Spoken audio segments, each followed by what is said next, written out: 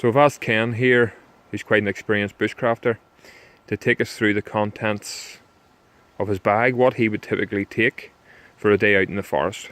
So Ken, over to you. Right guys, first of all, Helikon bushcraft satchel. I carried the Expedition VersaPack for a long time, but I think the size of this here makes it a wee bit more versatile. You can carry bigger items, heavier items or whatever, but I've done a wee modification which I think helps. I took the waist strap off the Expedition and put it onto the Helikon because it stops it swinging around and being in your road. Plus it carries the weight on the hips, which means you can carry a bit more heavier gear inside it.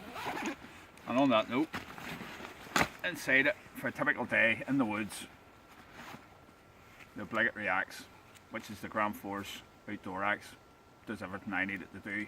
It's not too big, it's just nice and handy wee axe. So what sort of size of logs can you split with that, Ken?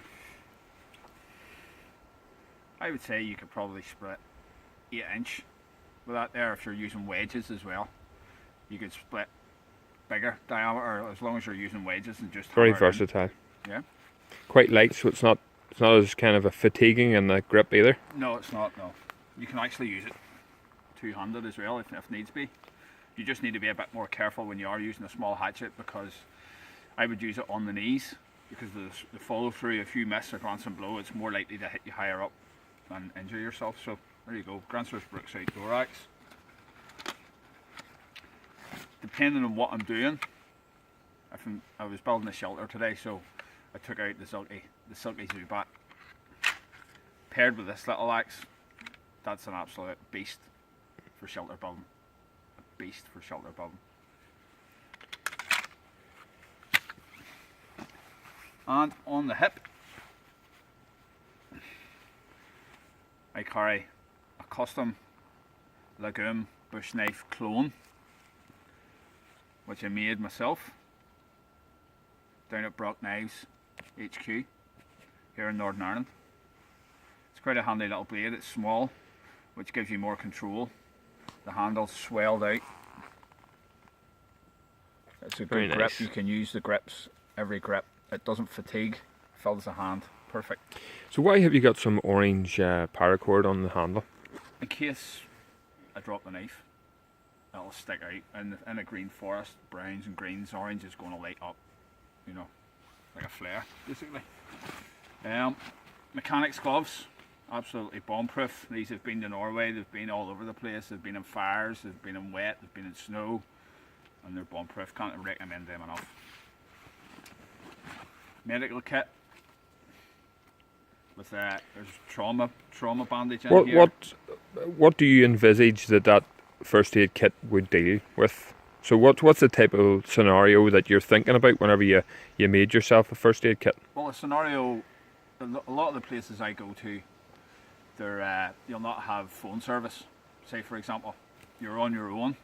So in here, first and foremost is a trauma kit. It's a basic trauma kit. There's a trauma bandage in there, a bit like an Israeli bandage. There's also a cat tourniquet to stop heavy bleeding.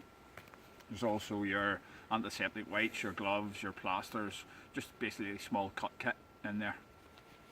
Pretty basic, all it needs to be. Something like an axe wound or a bad cut. Yeah. An axe wound or a bad cut, yeah, 100%. An Algene bottle, had that for 5 years, bomb proof. Why have you chosen the steel? Be interesting for people to... I have a stainless steel mug and I have a stainless steel bottle. I can purify water in this here. Yeah, so you can use it to boil water. Fire, yeah, 100%, and it's bomb proof, as you can see. Absolutely. Battered to bits, but still simple and functional. Yeah. Also a GSI mug, stainless steel as well.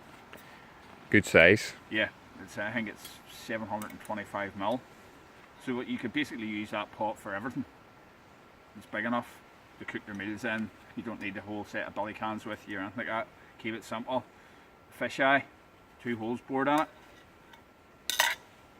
And that's to hang the pot over the fire. Yeah, that's to hang the pot over the fire. Titanium spork. Again, not plastic, because around the fire it'll melt. Yep. Basic wee fire kit, if you like. It's just a bag to carry my large fire steel monster. flint and steel with tinder and char cloth in there, and a wee bit of Western red cedar for scraping up. For Yeah, use as bit of tinder. and then or an ember extender in a tinder bundle.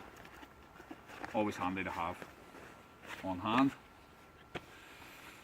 Bit of bank line.